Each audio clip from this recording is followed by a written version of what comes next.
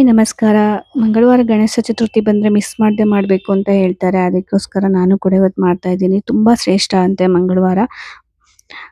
ಪೂಜೆ ಎಲ್ಲ ಮುಗೀತು, ತಿಂಡಿ ನಾನು ಸ್ವಲ್ಪ ಬಾತು ಮತ್ತೆ ನೀರ್ ಚಟ್ನಿ ಮಾಡಿದೆ, ಸಖತ್ತಾಗಿತ್ತು. ಅದಕ್ಕೋಸ್ಕರ ಶೇರ್ ಮಾಡ್ತಾ ಇದ್ದೀನಿ. ಇದಕ್ಕೆ ಎಷ್ಟು ಐಟಮ್ನ ಹಾಕಿ ನುಣ್ಣಿಗೆ ಪೇಸ್ಟ್ ಮಾಡ್ಕೊಳ್ಳಿ. ಕುಕ್ಕರ್ಗೆ ಎಣ್ಣೆ ಮತ್ತೆ ತುಪ್ಪ ಆಲ್ ಸ್ಪೈಸಸ್ನ ಹಾಕಿ ಫ್ರೈ ಮಾಡ್ಕೊಳ್ಳಿ. ಫ್ರೈ ಆದಮೇಲೆ ಒಂದೇ ಒಂದು ಈರುಳ್ಳಿನ ಕಟ್ ಮಾಡಿ ಹಾಕಿ ಅದನ್ನು ಕೂಡ ಚೆನ್ನಾಗಿ ಫ್ರೈ ಮಾಡ್ಕೊಳ್ಳಿ. ಇವಾಗ ಇದಕ್ಕೆ ರುಬ್ಬಿಟ್ಟಿದ್ದ ಮಸಾಲ ಹಾಕಿ ಅದನ್ನು ಕೂಡ ಫ್ರೈ ಆದಮೇಲೆ ಹಸಿ ವಾಸನೆ ಹೋಗೋ ತನಕ ಫ್ರೈ ಮಾಡ್ಕೊಳ್ಳಿ. ಇವಾಗ ಸ್ವಲ್ಪ ಚಿಟಿಕೆ ಅರಿಶಿನ ಹಾಕಿ ಫ್ರೈ ಆದಮೇಲೆ ಕ್ಯಾರೆಟು ಮತ್ತು ಬೀನ್ಸು ಇದ್ದರೆ ಬಟಾಣಿ ಹಾಕ್ಕೊಳ್ಳಿ.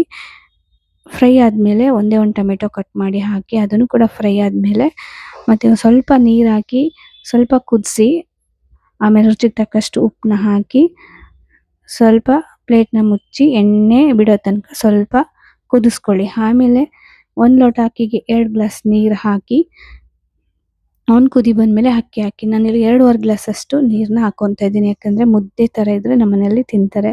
ಅದಕ್ಕೋಸ್ಕರ ನಾನು ಅಕ್ಕಿನ ನೆನೆಸಿಲ್ಲ, ಹಾಗೆ ಹಾಕ್ತಾ ಇದ್ದೀನಿ. ನೀವು ಬೇಕು ಅಂದರೆ ನೆನೆಸ್ಕೊಳ್ಳಿ.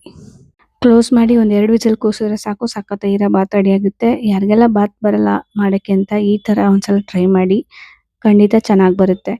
ನನ್ನ ಲೈಫಲ್ಲಂತೂ ನಾನು ಫಸ್ಟ್ ಟೈಮ್ ಲಂಗ ದಾವಣಿ ಹಾಕ್ಕೊಂಡಿದ್ದು, ಅದೇ ಖುಷಿ ಆಯಿತು ನನಗಂತೂ. ಯಾಕಂದರೆ ಎಲ್ಲ ಹೆಣ್ಮಕ್ಳಿಗೂ ಅಚ್ಚುಮೆಚ್ಚು ಅಂದರೆ ಲಂಗ ದಾವಣಿ. ಈಗಂತೂ ಟ್ರೆಂಡಲ್ಲಿ ಮೆರೀತಾ ಐತೆ ನಮ್ಮ ಲಂಗ ದಾವಣಿ.